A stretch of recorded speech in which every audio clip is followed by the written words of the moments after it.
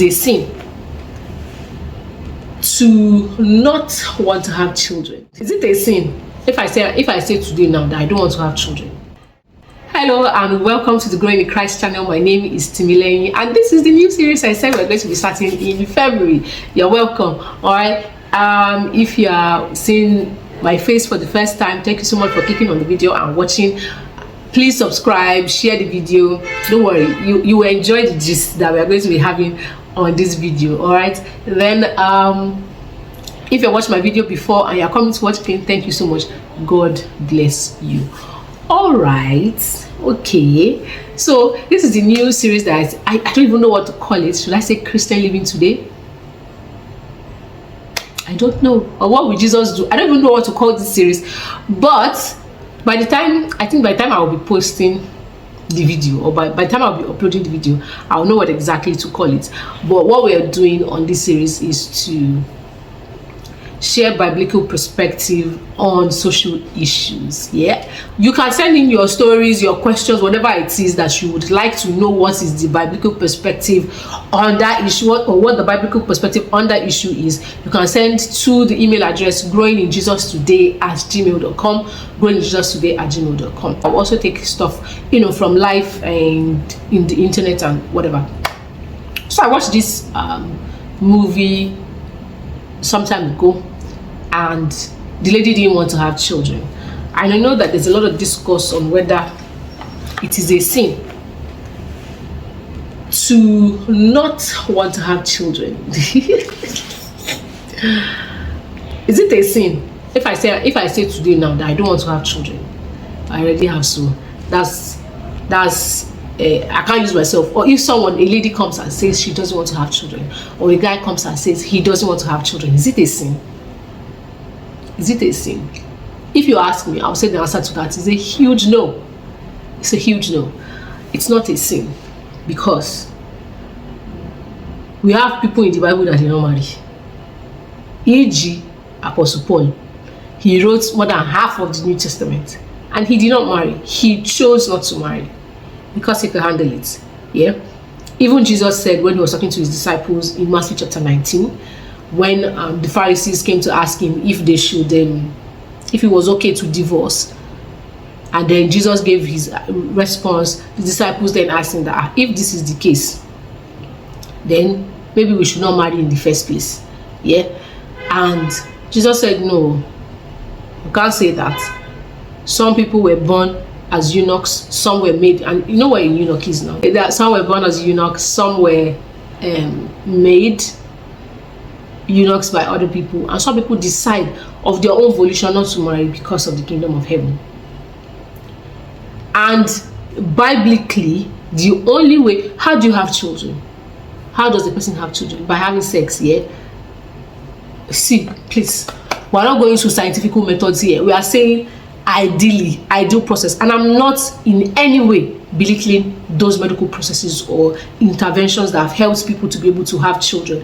I'm not belittling it or making light of it or anything, but I'm saying ideally, in ideal situations where those interventions do not have to come in, what happens is that a man and a woman, they have sex, and then the woman gets pregnant and then she has a baby.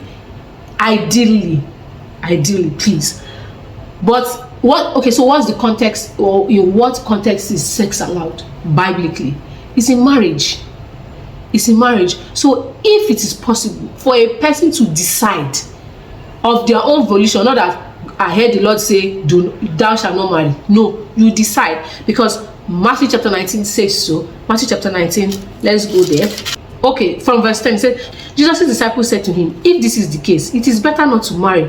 Not everyone can accept this statement. Jesus said, only those whom God helps. Some are born as eunuchs, some have been made eunuchs by others, and some choose not to marry for the sake of the kingdom of heaven. Let anyone accept this who can, because it is God that puts sexual desires in man. But if you as a person can control your sexual desires, and you will not be promiscuous if you do not marry, because we see later in the episodes where even Apostle Paul was saying, I will say people should not marry. This is me speaking, that's Apostle Paul, this is him speaking, that he will say they should not marry. But if you will burn in lust, find somebody and marry.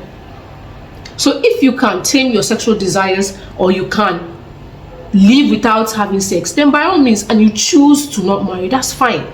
So if that can be a choice, whether to marry or not, and then ideally to have children, children are a byproduct of sexual activity.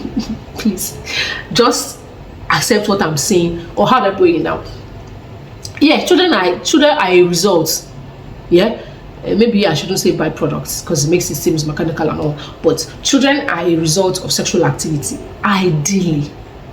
Ideally, children are a result of sexual activity. Yeah, if that is the case, and then sex is only allowed in the confines of marriage biblically. We're not going to deceive ourselves here and say people do not have sex out of marriage. People do, but is it that one now is the one that is a sin, having sex out of marriage? But if it is possible for you to choose to not marry, right, and you choosing not to marry, that means you're not going to be having sexual activity, then it cannot be a sin for you to not want to have children. Where the problem now comes, when we are talking about moral upstanding and all of that, where the problem now comes is if you know in your mind that you don't want to have children, you now marry somebody without having that conversation with that person. See, Bobo, I don't want children. See, babe, I don't want children. Then you are a fraud. Because one of the reasons people get married is because they want to have children. So if this is something that you do not want, and you go into marriage knowing that you don't want it, and you deceive your partner, then you're a wicked person. Yeah, you're a wicked person. I know people adopt, there's IVF and everything, but you don't want children. You don't. See, to be honest, in the way the world is today, people that say they don't want to have children, I don't blame them. I will not. I know the argument is that people usually have is the Bible says be fruitful and multiply, even though it's not talking only about children. Story for another day, right? That's not exactly or that's not the only premise with which the Bible is saying be fruitful and multiply. Again, story for another day, if that is your argument, right? The same Bible that says be fruitful and multiply also gives you the option of marrying. So that should tell you that that's be fruitful and multiply. It's not particularly talking about having children. But again, story for another day. Because if that was the premise, why do I then, if that was the premise, that's be fruitful and multiply, is talking about having children, right? And the only way I can have children, or the way I can have children, is by having sex. And the only way I will have sex is if I am married. And this marriage now, the Bible is telling me that I can choose not to.